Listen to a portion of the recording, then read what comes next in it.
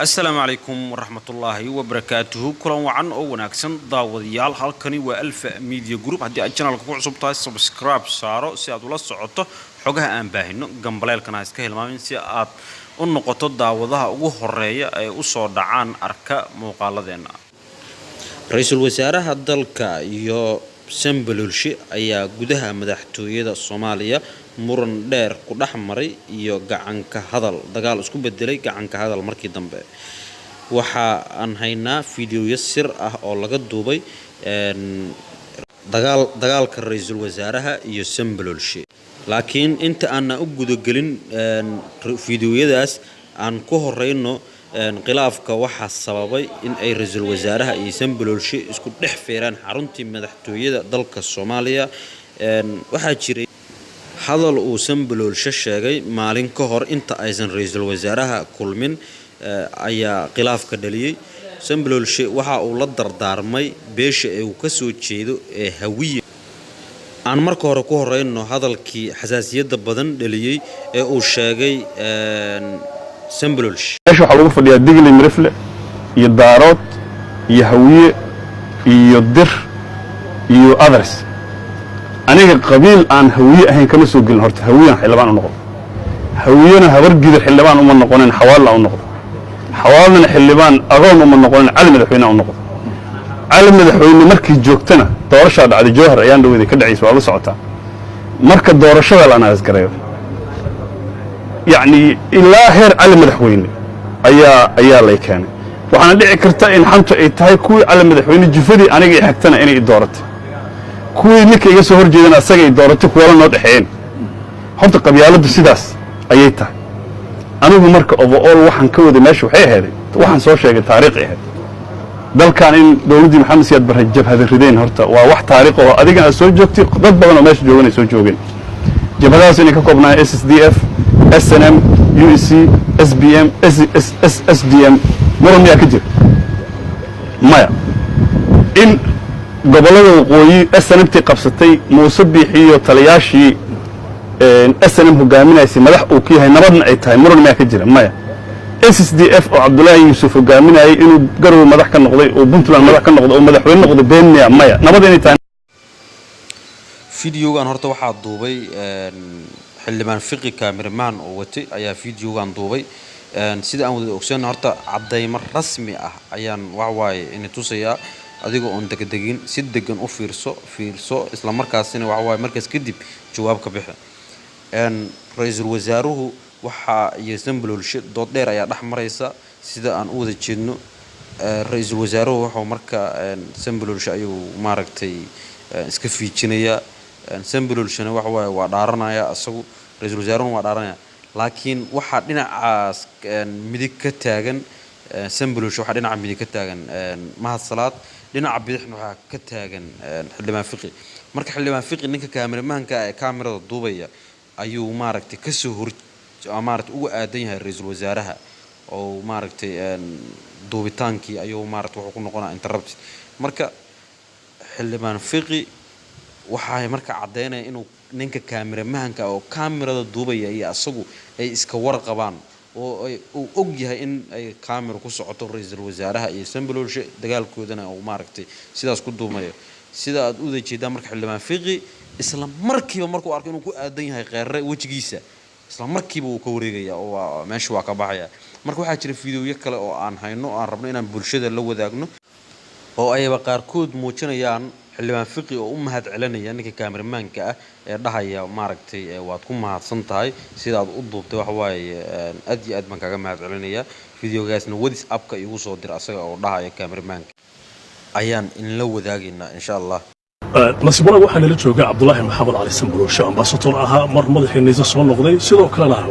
xilal ilaa heer wasaaradeed madax ka soo noqday iminkana siyaasi Soomaaliyeed ayaan ku wareysanaynaa wareysigan gaarka ah si gaar ah waxaan diiradda ugu saaraynaa hadallo ama khudbad uu ka jeediyay munaasabad siyaasiyiin fara badan ay ka soo qayb galeen oo ka dhacday magaalada Muqdisho oo aad looga hadlayay baraha bulshada farxad bay noo tahay mudan waxaad ku soo dhawaataa Dalsan TV waa maadsantahay waa dhawa intaas kadib waxaan ku haynaa dhowr fariimo oo la xiriira khudbadii aad ka jeedisay munaasabad ka dhacday magaalada Muqdisho dadka qaar waxa ay leeyihiin durbaankii qabyaaladda ayuu ambaasador ka garaacay mas-uul ka garaacay mana waan ka baran erayadan maxaad ula jeeday eraygaad ka jeedisay munaasabadda waa mahadsan tahay runtii aad iyo aad ayaan ugu faraxsanahay in aad su-aashaas i weydiisid waana very timely waqtiga loo baahnaa ayaad i weydiisay runtii horta ilaahay munaafaqadda waa necab yahay xaquna waa cad yahay baadilkuna waa cad yahay wax u dhexeeyaana ma fiicna annaga waa na socotaan dawladnimada hadda noo dhisan qaabkay ku dhisan tahay overall iyo socially shacuub ahaan dad qabiilaysan oo qabyaaladaysanana dawladdeenna haddii madaxweyne la dhisaayo iyo haddii wasiir la dhisaayo iyo haddii prime minister la dhisaayo iyo baarlamaankaba horta 4.5 aa lagu fadhiyaa nin walbana qabiilu ku soo galaa qabaa'ilka odayaashooda iyo waxgaradkooda iyo xildhibaanadu markay jaga raadsanayaan ayagoo qabiilay raadsadaan mana fiicna wax marka oo la qabanayana si loo qabanayo marka kaleetana la qaranayo waxaa fiican waxa sidii yini loogu dhaqmo marka aniga horta sideeda 4.5 ma samaynin ka soo qabo aniga mar hadalka aad sheegtay waxaa ka mid a mar aan soo noqday xildhibaan inta kale waa lay magacaabay xildhibaan oo la socotaa waa la soo doortaa meesha waxaa lagu fadhiyaa digli mirifle iyo daarood iyo hawiye iyo dir iyo others aniga qabiil aan hawiye ahayn kama soo gelin horta hawiyaan xildhibaan u noqdo hawiyena habar gidar xildhibaan uma noqonin xawaalna u noqdo xawaalna xildhibaan agoon uma noqonin cali madaxweyne u noqdo cali madaxweyne markii joogtana doorashaa dhacday jawhar ayaan dhaweyday ka dhacaysa waa la socotaa marka doorashada la anaasgareeyo yacni ilaa heer cali madaxweyne ayaa lay keenay waxaana dhici karta in xantu ay tahay kuwii cali madaxweyne jufadii aniga i xigtana inay i dooratay kuwii ninka iga soo hor jeedana asaga i dooratay kuwala noo dhexeeyeen horta qabyaaladdu sidaas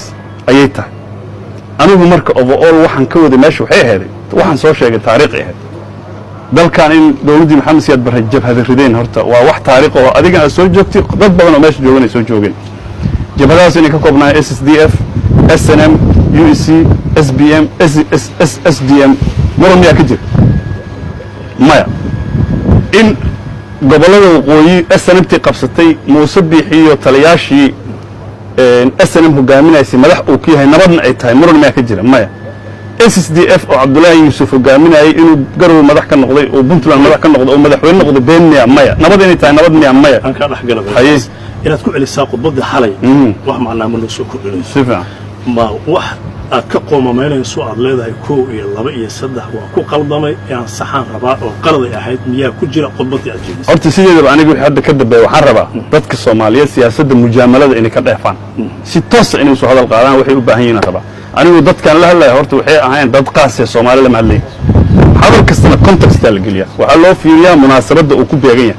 aniga meeshan waxaan ka sheegayaa waxay tahay war heerde dadkii Soomaaliyeed haddii uu kala tagay